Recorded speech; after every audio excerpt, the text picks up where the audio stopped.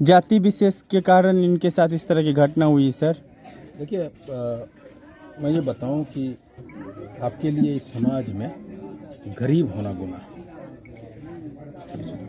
एक जनप्रतिनिधि पर आरोपियों को बचाने के आरोप लग रहे हैं जो जिसका नाम नहीं ले सकते हैं। देखिए, जो भी बचाने की कोशिश सीएम से मिल के इस बात को हम रखेंगे कि इसके उच्च स्तरीय जांच हो। जो भी बच्चे और जो भी लोग इसमें शामिल है उसके कानून के तहत सजा मिले। और गांव वाले जितने भी लोग हैं, डरिए मत, हम खड़े हैं अभी इसके साथ। ये क्वेश्चन को मैं विधानसभा में उठाऊंगा और साथ ही साथ मैं शायद मुझे मन में ये संदेह पैदा हो रहा है कि दोनों बच्चियों को ले जाके कहीं हत्या करने की साजिश में ले आए हैं, क्या कहना चाहेंगे? देखिए, बेसिकली चंद्रा टाइम्स का मैंने एक न्यूज़ देखा था और मैंने उसमें लिखा था कि किनके साथ ये ऐसा हो सकता था। आखिरकार क्यों पूछने के लिए नहीं दोबारा आया। और जिस तरह से धमकियां मिल रही है इन दोनों बच्चियों को और इनके परिवार को, नाबालिग बच्ची है दोनों। अभी मैं गया तो फूट फूट के रो रही है, बच्चियाँ उसके हाथ पैर काट रही। लेकिन मैं बता दूं, ये सिर्फ एक या दो बच्ची की बात नहीं है। इस गांव में बहुत सारी बच्चियां हैं और वो दोनों बेहद गरीब है। तक गिरफ्तारी नहीं हुई, इसलिए क्या था? हाँ, यही तो ये भी बात आज मैं मिलूंगा एसपी साहब से, डीआईजी साहब से हम बात करेंगे कि इतनी बड़ी घटना हो गई और अभी तक उसकी गिरफ्तारी क्यों नहीं हुई है। सर 164 का बयान भी हो गया है। हाँ भाई, ये सारी चीज़ें अभी मैं चूँकि मिल लिया हूँ, मुझे खुद तसल्ली होनी थी बहुत सारी बातें। लेकिन जिस तरह से रात में वो जांच करने के लिए आया था कौन महिला पदाधिकारी और इसको ले जा रहा था, दोनों को ऐसा लगता है कि गहरी साजिश का हिस्सा था। ये पदाधिकारी कौन था जो आए, फिर दोबारा पूछने के लिए क्यों नहीं आए? इसका क्या मतलब है? हत्या कराने की तो कोशिश नहीं हो रही थी। सारी चीज़ें एक जनप्रतिनिधि पर आरोपियों को बचाने के आरोप लग रहे हैं जो जिसका नाम नहीं ले सकते हैं। देखिए, जो भी बचाने की कोशिश कर, मैं आईपी गुप्ता बता रहा हूँ, अगर मेरा बेटा भी अगर इसमें इन्वॉल्व होता ना तो उसको वही सज़ा मिलना चाहिए जो दोषियों को मिलेगा। अगर कोई प्रतिनिधि बचाने की कोशिश कर रहा है वो सावधान हो जाए। उनके घर में भी बेटी है, उनके भाई भतीजी को भी बेटी हुई है। जहाँ से भी वो जनप्रतिनिधित्व करते हैं, बहुत सारी महिलाएं हैं जिनकी बच्चियां होगी। मैं छोटी छोटी बच्चियों को देख रहा हूँ। आज इसके साथ हुआ, कल उसके साथ भी होगा मेरे भाई। इसलिए लड़ना पड़ेगा। और मैंने इन लोगों को बोला है कि किसी भी कीमत पे डरो नहीं, कंप्रोमाइज मत करो।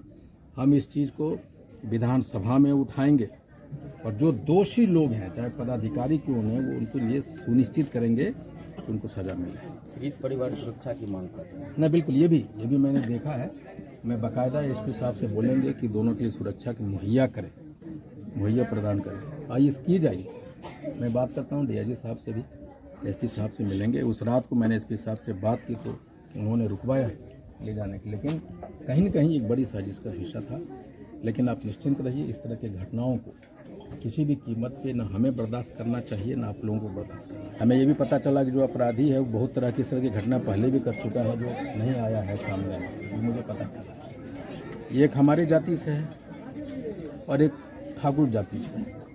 बात जाति की नहीं, बात बेटी की, बात गरीब बेटी की। रो रही है फपक के हमको दोनों, उस पर बीत की वो जिंदगी भर इस दर्द को भूल पाएगी। आखिर सर पुलिस प्रशासन अभी तक क्यों गिरफ्तारी नहीं कर रही? अब ये तो आप पूछेंगे ना एसपी साहब से मिलकर। अभी हम कुछ भी कहना, थोड़ा सा जल्दबाजी होता, मैं उस तरह का बयान नहीं देना चाहता। लेकिन जब मैं एसपी साहब से मिलूंगा, उनसे हम बात करेंगे। कल ही मेरी बात उनसे होगी, डीआईजी साहब से भी मिलेंगे। बहुत सारे लोग बहुत सारी बातें करते हैं, लेकिन तथ्यों के साथ चलना होगा। ये रेप हुआ है, नाबालिग बच्ची के साथ रेप हुआ है। चाहे दुनिया के कितना भी ताकतवर क्यों ना, उसको बचने नहीं देंगे। सर एक फोन आया था प्रभात खबर ऑफिस में कि जो जनप्रतिनिधि उन्हें बचाने की कोशिश कर रहे हैं, अगर उनका मोबाइल का सीडीआर चेक हो तो वो तुरंत अपराधी गिरफ्तार हो। अच्छा, जो जनप्रतिनिधि है उनसे उन आरोपियों की लगातार बात हो रही है। चलिए, तो उसका सीडीआर निकल जाएगा। अगर ऐसा है तो सीडीआर निकल जाएगा, ये भी आप निश्चिंत रहिए। जब अपराधी का सीडीआर हम निकालेंगे तो कौन कौन उनसे बात कर रहा है पता चल जाएगा ना भाई। तो वो भी फंसेंगे, जो भी लोग हैं।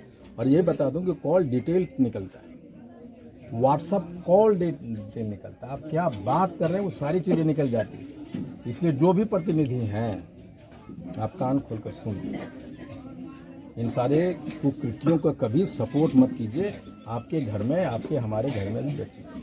मैं उस बच्ची से बोल रहा था अभी कि भाई अगर मेरा बेटा होता था कि गुप्ता पे क्या फील होता, वही दर्द महसूस कर रहा था। बेलदौर की घटना वाली जो आप उठाए थे विधानसभा में, उसके बाद यहाँ के लोगों को काफ़ी इस चीज़ में आपसे ही उम्मीद है। देखिए, बेलदौर की घटना भी कुछ इसी तरह की थी कि वहाँ के दबंग उसको उठा के ले गया, रेप किया, घर छोड़ दिया, फिर उसको गले दबा के मार दिया।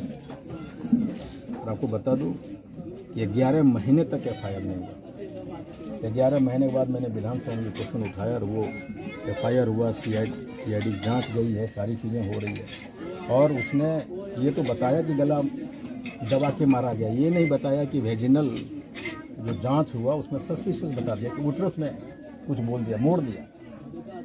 लेकिन जो भी डॉक्टर इस तरह के रिपोर्ट देते हैं, वो चाहे सुपौल के हो या चाहे सहरसा को हो, चाहे खगड़िया का हो, तो दोबारा जांच करवाई जाएगी। मेडिकल की टीम बैठाई, अगर वो डॉक्टर दोषी है तो उनको भी सजा मिलेगी। लेकिन ये बात बहुत ऊपर जाने वाली है, चाहे जितना भी ताकतवर क्यों न हो, रेपिस्ट तो बचने वाले नहीं।